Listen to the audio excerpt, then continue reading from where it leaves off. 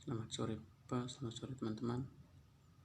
Saya atas nama Bonifacius Tua dengan NIM 200303027 kelas A semester 1 Prodi Sosiologi Fakultas Ilmu Sosial dan Politik Universitas Sunda Sendana. Pada kesempatan ini saya akan mempresentasi hasil kerja ujian akhir semester saya dari mata kuliah pengantar sosiologi. Baik, langsung saja ke inti materi. Kita melihat yang pertama itu apa arti sosiologi. Sosiologi adalah ilmu yang mempelajari hubungan dan pengaruh timbal balik antara gejala sosial dan antara gejala sosial dengan gejala non sosial. Ilmu yang mempelajari hubungan antara manusia dalam kelompok seperti yang dikemukakan oleh Veren, dan ilmu yang mempelajari interaksi sosial dan hasilnya yaitu organisasi sosial menurut W.F. Orben dan M.F. Nimkor.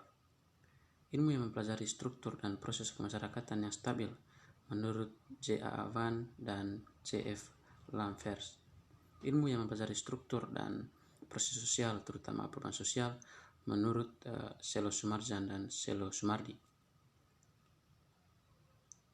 Yang kemudian kita melihat sejarah mengapa sosiologi muncul. Sosiologi adalah ilmu yang mempelajari hubungan dan pengaruh timbal balik antara gejala sosial dan gejala non sosial. Jadi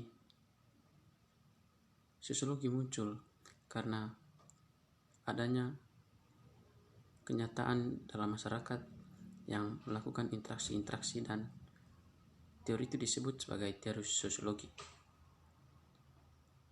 Munculnya sosiologi di tengah masyarakat menyadarkan masyarakat bahwa adanya sistem-sistem yang ada di dalam kehidupan bermasyarakat, baik itu kehidupan secara struktur maupun secara interaksi-interaksi sosial. Yang berikut kita melihat masyarakat dan kebudayaan. Kita melihat yang pertama masyarakat. Masyarakat adalah sekelompok orang yang hidup bersama dan menghasilkan kebudayaan. Jadi masyarakat di sini adalah objek utama dari kajian sosiologi. Menurut Herkovic, memandang kebudayaan sebagai sebuah yang bersifat suborganik. Kebudayaan tetap eksis meskipun anggota masyarakat pendukung yang berganti-ganti. Yang kedua, kita melihat arti dari kebudayaan. Kebudayaan adalah kompleks yang mencakup pengetahuan, kepercayaan, kesenian, moral, hukum, adat istiadat, serta kemampuan-kemampuan dan kebiasaan-kebiasaan yang diperoleh manusia sebagai anggota masyarakat. Selo Sumarjan dan Selo Sumardi mendefinisikan kebudayaan sebagai hak cipta, rasa, dan kerasa manusia. Yang kemudian kita membahas unsur-unsur kebudayaan. Unsur kebudayaan menurut Clutson dan dalam bukunya Universal Categories of Culture meliputi peralatan dan perlengkapan hidup manusia seperti pakaian, perumahan, peralatan rumah tangga, senjata, alat produksi, dan alat transportasi. Yang berikut mata pencarian hidup dalam sistem ekonomi, baik itu pertanian, peternakan, sistem produksi, distribusi, dan konsumsi. Dan juga sistem kemasyarakatan, yang dimana sistem kekerabatan, organisasi politik, sistem hukum, dan sistem perwakilan, bahasa lisan maupun tulisan, dan juga yang termasuk dalam unsur-unsur kebudayaan yaitu kesenian, yakni seni rupa, seni tari, seni suara, seni gerak, dan juga sistem pengetahuan religi yaitu kepercayaan atau agama. Yang unsur lain dari kebudayaan yaitu terikat dengan hubungan antara manusia. Kebudayaan merupakan a sign for living atau yang menetap aturan mengenai apa yang harus, seharusnya, selayaknya dilakukan atau tidak dilakukan. Artinya kebudayaan sebagai sebuah aturan atau sebagai sebuah titik pijak dari masyarakat untuk melakukan interaksi dalam kehidupan sehari-hari. Apa yang harus dilakukan atau tidak dilakukan.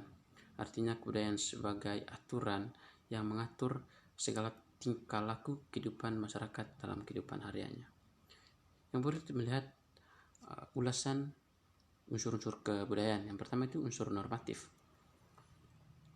Yang merupakan bagian dari unsur normatif, yang pertama itu unsur penilaian, yakni dalam kategori ini yang menjadi dasar pembahasannya itu mengenai sifat baik buruknya, benar salah, atau menyenangkan tidak menyenangkan suatu tindakan. Yang berikut unsur perintah, yang dimana boleh dan tidak boleh, atau perintah atau larangan. Dan juga yang ketiga unsur kepercayaan, yang dimana selamatan, ucapan, dan ritual. Yang kemudian kita membahas tentang kebudayaan sebagai sistem. Kebudayaan hakikatnya adalah suatu sistem dalam kehidupan masyarakat. Norma kebudayaan menyangkut aturan yang harus diikuti atau bersifat normatif. Kebudayaan menentukan cara bertindak, cara berpikir, dan cara merasa yang dikenal dan diikuti secara umum oleh para anggota masyarakat. Artinya kebudayaan sebagai suatu titik pijak atau sebagai aturan untuk bagaimana bisa masyarakat itu sendiri bertindak dan bagaimana berpola pikir sesuai dengan kebudayaan yang dianut dalam kehidupan bermasyarakat. Yang berikutnya melihat klasifikasi norma masyarakat. William Garam dalam bukunya Volkowitz mengklasifikasi norma-norma masyarakat berdasarkan daya paksanya terhadap para anggota masyarakat sebagai berikut. Yang pertama, kebiasaan, cara yang lazim dan wajar serta dilakukan berulang-ulang dalam melakukan suatu oleh sekelompok orang. Contohnya berjabat tangan, cara makan, dan lain sebagainya.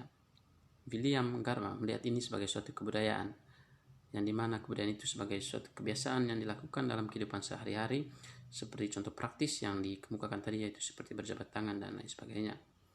Yang kedua, tata kelakuan, gagasan yang kuat tentang salah dan benar yang menuntut tindakan tertentu dan melarang yang lain. Contoh, tabu orang Banyumas tidak boleh berpergian pada hari Sabtu Pahing. Artinya tata kelakuan ini di mana kebudayaan itu sebagai suatu hal yang harus dipatuhi, dan kebudayaan itu bersifat memberikan aturan kepada masyarakat yang ada di sekelilingnya. Seperti pada contoh di mana masyarakat Banyumas tidak boleh berpergian dalam hari Sabtu Pahing. Dalam kebudayaannya diberikan aturan seperti itu. Jadi mau tidak mau, suka tidak suka, masyarakat Banyumas harus mengikuti budaya yang sudah diterapkan di kehidupan masyarakat. Yang berikut, lembaga sosial. Sistem hubungan sosial antar organisasi yang mewujudkan nilai-nilai dan tata cara umum tertentu untuk menentukan kebutuhan dasar masyarakat. Contoh, lembaga keluarga, agama, pemerintah, pendidikan, dan ekonomi hukum. Jadi lembaga sosial juga dijadikan sebagai klasifikasi norma sosial, yang dimana di dalamnya terdapat banyak sekali klasifikasi seperti lembaga keluarga, agama, pemerintah, pendidikan, dan juga ekonomi. Yang kedua, kita melihat kebudayaan dan kepribadian. Kebudayaan, setiap masyarakat memberikan pengalaman tertentu yang tidak diberikan masyarakat lain kepada para anggotanya. Timbul konfigurasi kepribadian yang khas daripada keanggotaan masyarakat disebut sebagai modal personality. Artinya kebudayaan dan kepribadian itu adalah suatu kesatuan yang tak bisa dipisahkan. Kepribadian seseorang akan terlihat dari mana kebudayaan yang ada di dalamnya. Kepribadian dan kebudayaan saling berjalan bersamaan. Kebudayaan dilihat dari bagaimana cara seseorang berperilaku. Kepribadian menunjukkan budaya yang dianut oleh sekelompok ataupun segerombolan masyarakat. Yang berikutnya kita melihat realitisme kebudayaan. Fungsi dan arti suatu unsur adalah berhubungan dengan lingkungan keadaan kebudayaan. Contoh, bagi masyarakat Indonesia, hamil sebelum menikah adalah buruk. Sementara bagi masyarakat suku lain di Filipina misalnya adalah baik, sebagai bukti bahwa wanita tersebut subur. Bagi orang Madura, melakukan pembunuhan dalam carok adalah mulia karena membela harga diri dan kehormatan. Yang kedua, kita melihat etnosentrisme dan etnosentrisme. Yang pertama kita melihat pengertian etnosentrisme. Etnosentrisme adalah kecenderungan setiap kelompok untuk menekan keunggulan kebudayaannya. Seperti contoh menyebut diri sebagai orang terpilih, rasul unggul, sementara yang lain dianggap kafir, barbar, tidak beradab atau terbelakang. Sementara etnosentrisme adalah pandangan yang lebih menyukai hal-hal yang berbau asing dan gagasan, produk gaya sendiri dianggap hal yang asing. Contoh MC Donald lebih persuasif dibandingkan Mabokberg. Yang berikut kita melihat sosialisasi.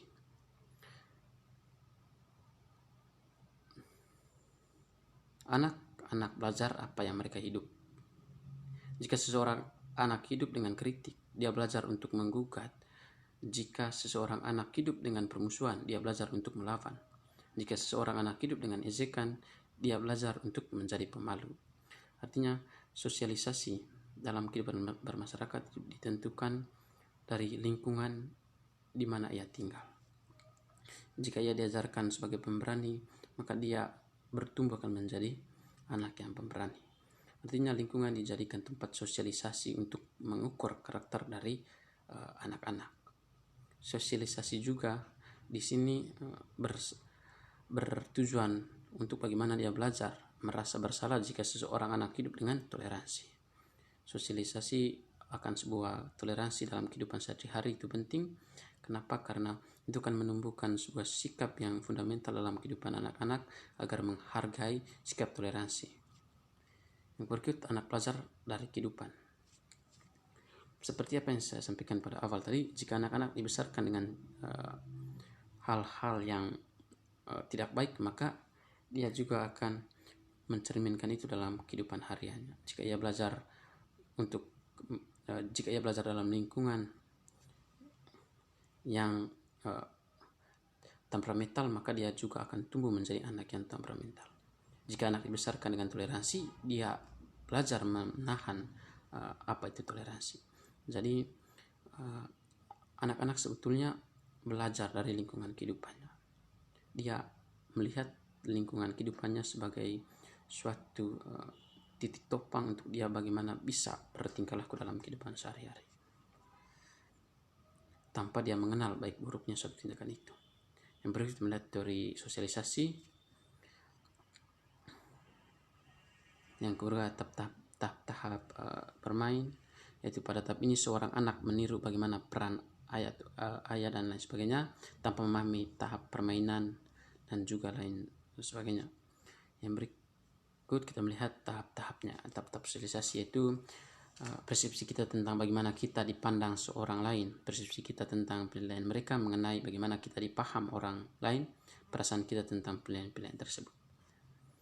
Yang berikut kita melihat agen-agen sosialisasi. Yang menjadi agen sosialisasi, yang pertama keluarga, di mana yang menjadi sebuah agen sosialisasi pertama dan utama, karena keluarga adalah tempat pertama orang dididik.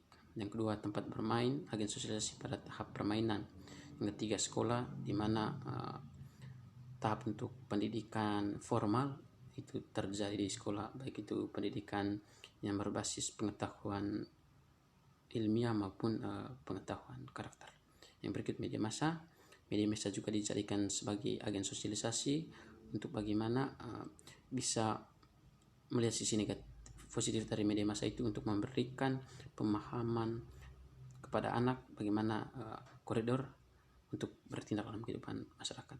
Yang berikut macam-macam sosialisasi. Pertama, sosialisasi primer, yaitu sosialisasi pertama yang dijalankan individu semasa kecil melalui mana dia menjadi anggota masyarakat. Yang kedua, sosialisasi sekunder, yaitu proses berikutnya yang memperkenalkan individu yang telah disosialisasikan ke dalam sektor baru dari dunia objektif masyarakatnya. Yang berikut melihat pola-pola sosialisasi, yaitu repressive socialism. Yang kedua, participation socialism. Yang berikut kita melihat interaksi sosial.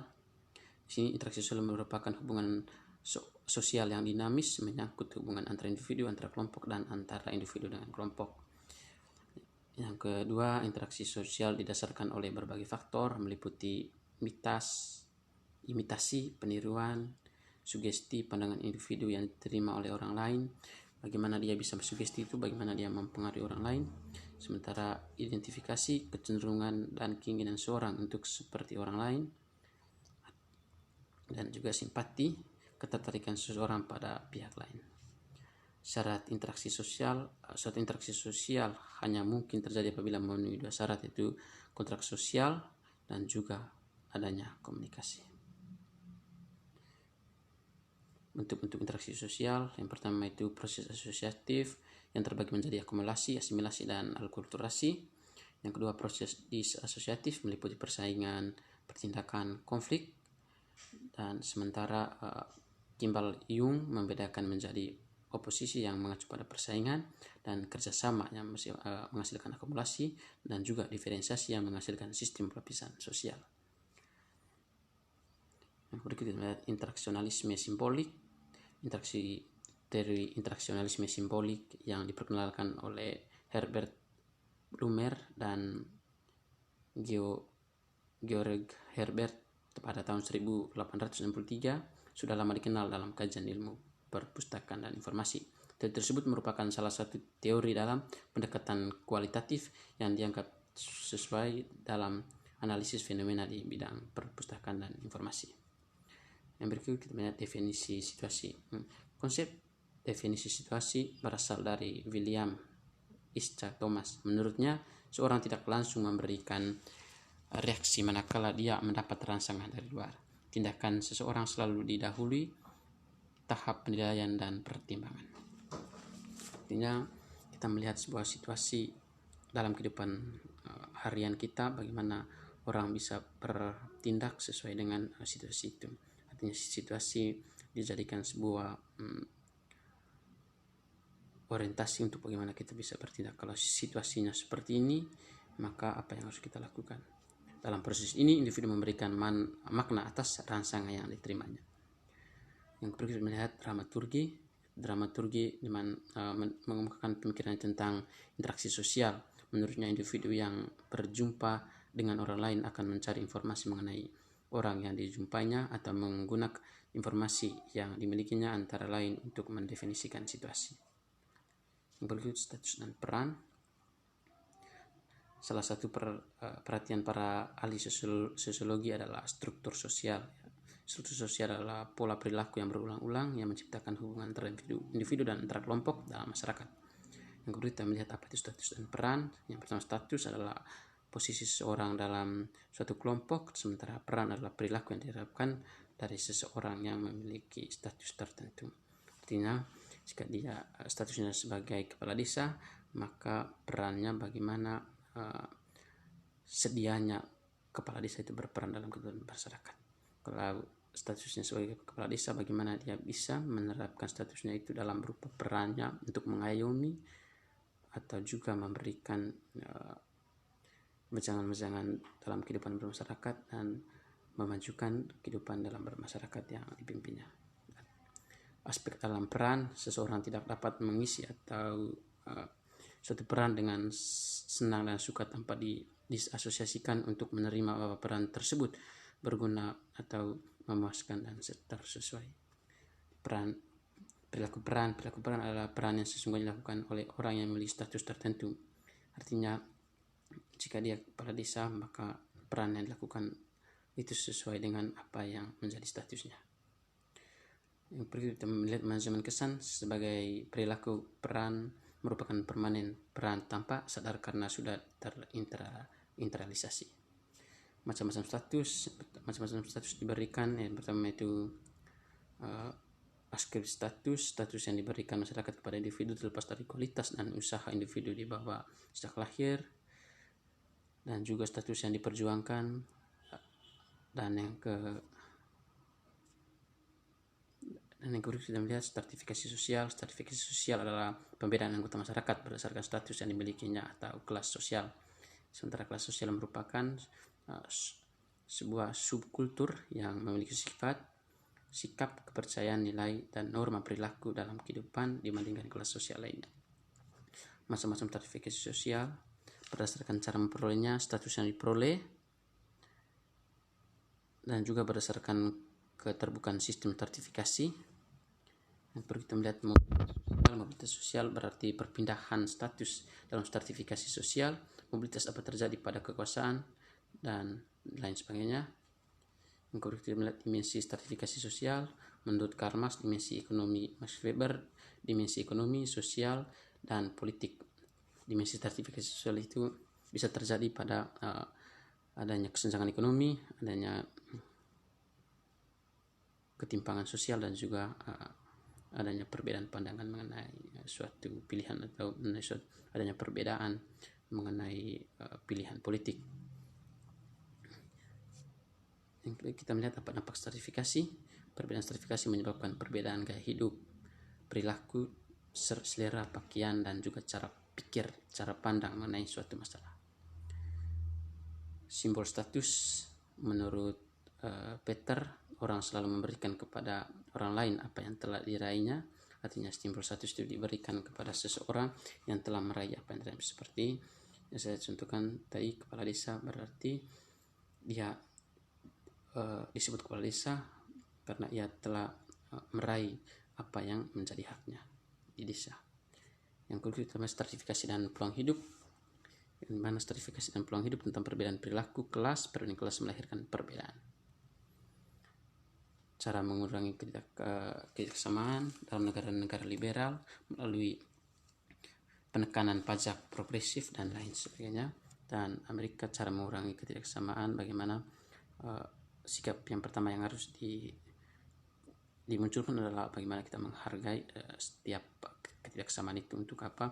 Untuk mengurangi rasa ketidaksamaan dan akan menimbulkan suatu konflik.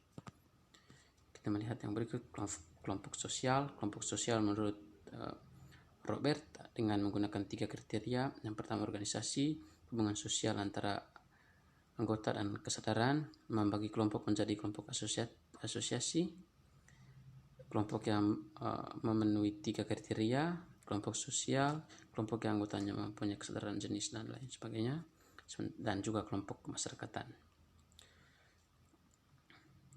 Yang berikutnya institusional. Menurut Sojone Sukanto, institusi sosial merupakan himpunan norma-norma dari berbagai tindakan yang berkisar pada suatu kebutuhan pokok di dalam kehidupan masyarakat, lembaga masyarakat. Bentuk institusi sosial menurut Sojone Sukanto, bentuk institusi sosial meliputi bentuk konkret asosiasi, contoh bentuk khusus peraturan perkuliahan. Sementara menurut Kue di Jingrat merupakan social institution sebagai peranata sosial, yakni sistem tata kelakuan. Sistem norma adalah penampilan dari suatu orientasi nilai budaya tertentu. Cara norma yang paling lemah karena tanpa sanksi masyarakat, kebiasaan umum, dan adat. Kelakuan berpola menggambarkan adanya suatu pola tertentu dalam tindakan seseorang atau sekelompok orang. Fungsi institusi sosial meliputi memberikan pedoman bertingkah laku, menjaga keutuhan masyarakat, dan apabila suatu lembaga sosial sudah tidak diikuti lagi kelakuan berpolanya, dikatakan telah terjadi disintegritas. Topologi institusi itu menurut Gilin dan